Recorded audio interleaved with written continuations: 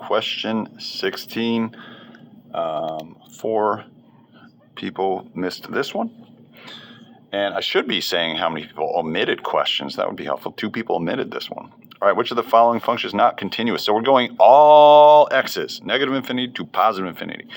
Well, we know this is just a polynomial. That is continuous.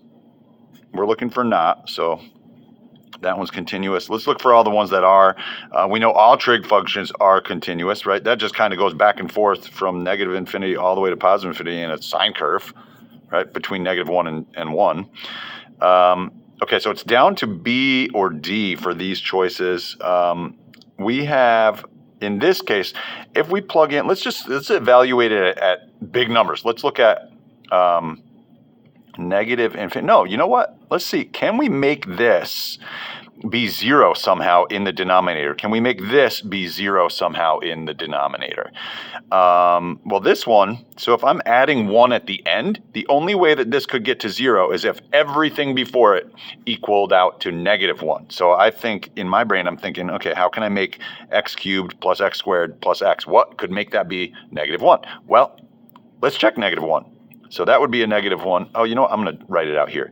So I've got something cubed plus something squared plus that same something, and that all needs to equal out to -1. Well, if I make this a -1, and I make this a -1, but it gets squared, that becomes +1, and this will stay a -1. So basically, I'm going to go -1 here, plus +1, that cancels out to 0, -1 for the x, plus the 1 at the end, let me put that in there, I guess.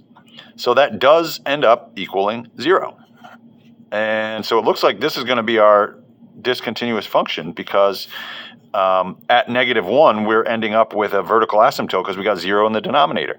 And then let's just double check to make sure that this one is continuous. All right, the e function looks, well, it's a 1 over e function. It's a -x, but the negatives don't really matter. And the 1 plus in the denominator, that changes it slightly. But in the end, an e function does go from -infinity to, I think the e, can't remember which one goes where. Negative e functions go this way, and they actually go past the y-axis, and they go all the way up to like positive infinity that way.